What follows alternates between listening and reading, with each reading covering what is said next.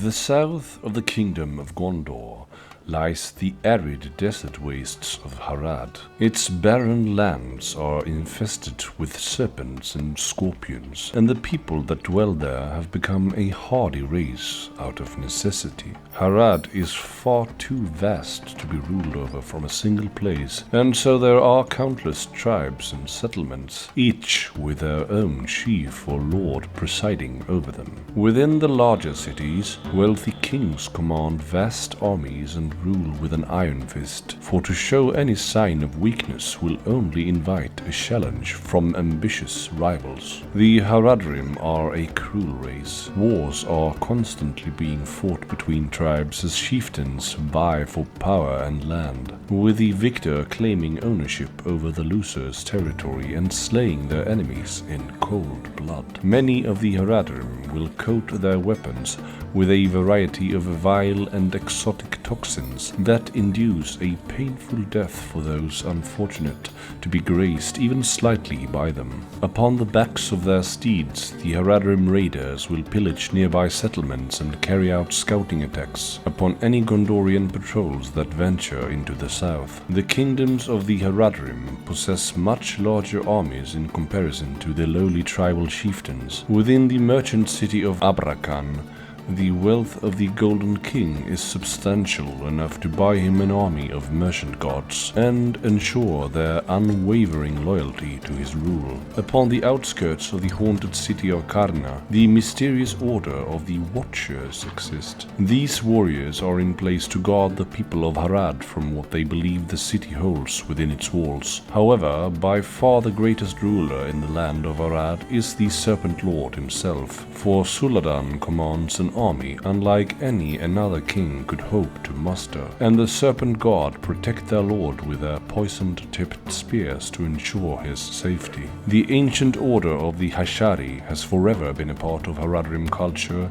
its shadowy agents watching over the Haradrim and ensuring that their plans are carried out to full effect. Acting as assassins, these skilled killers have often been employed by the lords and kings of Harad to seek out and silence any who would threaten their reign, and have even on occasion seen to end the tyrannical rule of a particular king, should their removal be seen as something of interest to their order. However, the Haradrim's greatest weapons of war comes in the form of the enormous Mumaks. These colossal beasts are tamed by the primitive Mahout tribes in the south and sold to the Haradrim for use in war, capable of sweeping aside whole ranks of foes with one swing of their mighty tusks, and with the legions of the Haradrim riding upon their howdahs. It is these beasts that confront the Rohirrim upon the fields of Pelennor and wreak terrible destruction on Theoden's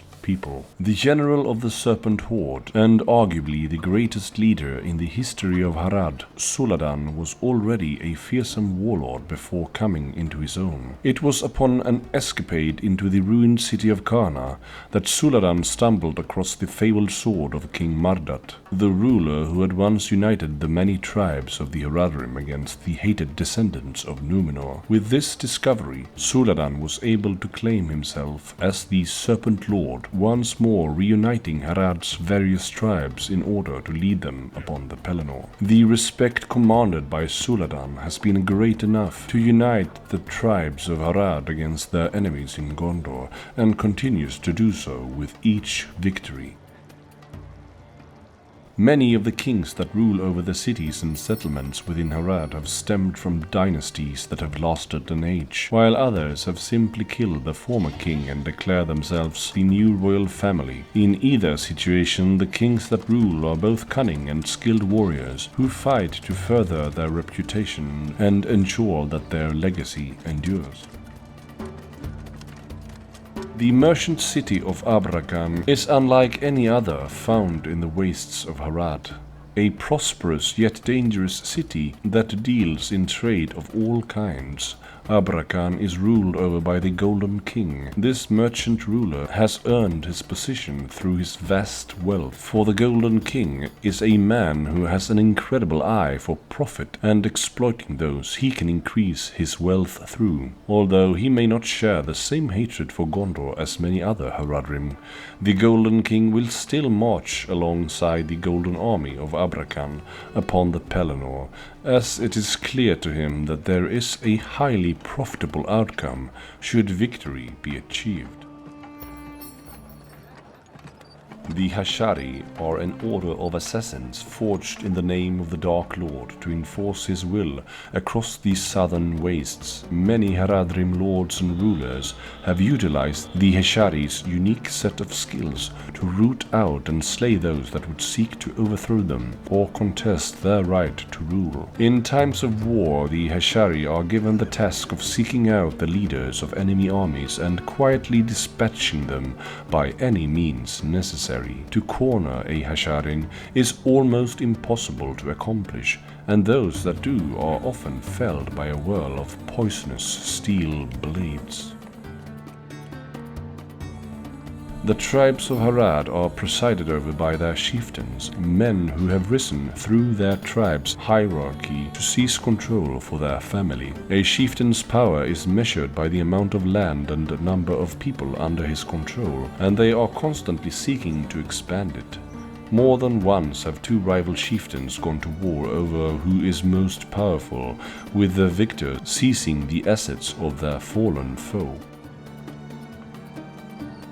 The colossal Mumaks are beasts trained by the Mahud and often gifted to the chieftains and kings of Harad when the Mahud joined them in war. These great beasts carry the Haradrim into war, high up in their howdahs, away from the raging battle below. Here the Haradrim can fire upon the enemies with bow and falling rocks. A charging Mumak is nigh unstoppable, smashing aside anything that stands in its path and leaving a trail of destruction in its massive lumbering way.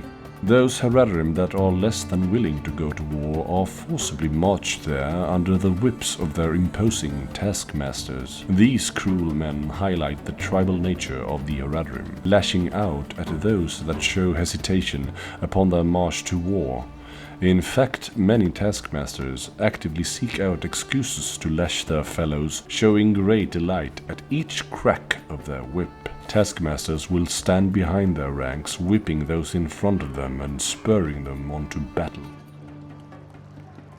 The constant skirmishes between rival tribes has led to the warriors of the Haradrim being well versed in matters of warfare. These warriors will fight for their chieftain, yet the numbers that each leader can muster is entirely dependent upon their standing. The warriors that live in the merchant city of Abrakhan are fiercely loyal to their king, for under his rule they are well paid and therefore enforce his will. Those that dwell in the shadows of Kharna, however, possess a much greater skill with a bow, for they must keep a watch upon the haunted city's border for whatever may try to leave its walls.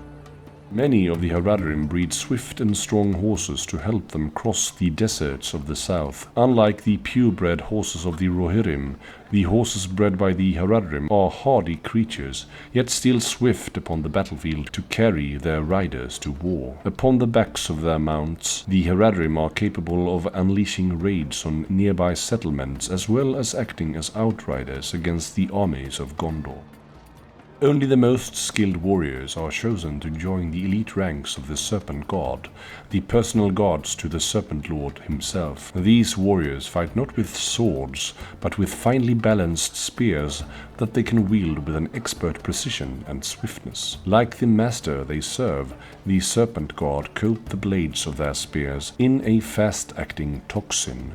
Should this enter the bloodstream of an enemy, they will succumb to its potency within seconds. Some of the Serpent Guard will mount themselves upon horseback and ride to battle alongside their lord. Every bit as skilled as their counterparts on the ground, these riders charge into their enemies with a deadly force, their spear covered in the same poisons as those used by their king. In return for their absolute loyalty, Suladàn rewards his personal guard with a first pick of the spoils of war, after himself, of course. Little is known about the mysterious order known as the Watchers of Kharna, except that they were put in place to guard the walls of the haunted city, but to guard the surrounding tribes and settlements for what lies within. It is said that within the haunted city of Kharna dwells a variety of supernatural beings, and it is the duty of these stoic warriors to drive back these apparitions, should they exist. Yet, even with their important task, the Watchers are often called to war by the king and chieftains of Harad, for their skills in conflict are a valuable asset. Only the bravest of warriors are inducted into the order of the Watchers of Kharna, and it is this bravery they must show should anything creep out from the haunted city. The Merchant Guard of Abrakhan are first and foremost mercenaries, offering their services to whoever can pay the most. However, within the city of Abrakhan there are none who can pay anywhere near as much as the Golden King, and it is to him that the Merchant Guard's loyalties lie. These sturdy warriors may look as though they are well fed, and while this may be true, they possess a strength that rivals even the strongest of men that Gondor has to offer. When Suladân's rise to power began, other ambitious chieftains often sought to dethrone the future Serpent Lord. Whenever such conflict arose, Suladân would call on Râza, his own personal bodyguard. Unshakably loyal, Râza would be commanded to seek out the enemies of his master and dispatch them in such a way as to make an example of them for their treachery. With Râza under his command, it wasn't long before Suladân's rule was cemented, and Râza would earn the moniker of the Fang of the Serpent. On Suladân's command, Râza will seek out and slay those who have roused his master's ire. The Nazgûl, known as the Betrayer, was cursed long ago for yielding to Sauron's rule. The Betrayer is driven by a malice and self-hatred that knows no bounds, for there is nothing so loathsome as a traitor. Of all the Ringwraiths, the Betrayer is amongst the lowest of Sauron's lieutenants, for even the Dark Lord of Mordor is leery of placing his faith in one who turned his back on his own kin so readily. So that is it for the full description of the Serpent Horde army, as well as the location of near Harad, I guess. I'm just gonna point out that this is not Tolkien canon, but rather Middle-earth strategy battle game canon, which may be obvious for the vast majority of you, but it might be worth pointing this out nonetheless. I will probably do Far Harad next, as it just makes sense, and this trio of the Easterlings, Serpent Horde and Far Harad armies are very dear to me. I collect these armies and I think they are aesthetically really wicked. So if you haven't already watched the Easterling video, go ahead and do so right now. And do smash that like button, hit subscribe, and let's get this channel up to speed. And do leave a comment, I guess. Have a great one. Thanks for watching. Bye.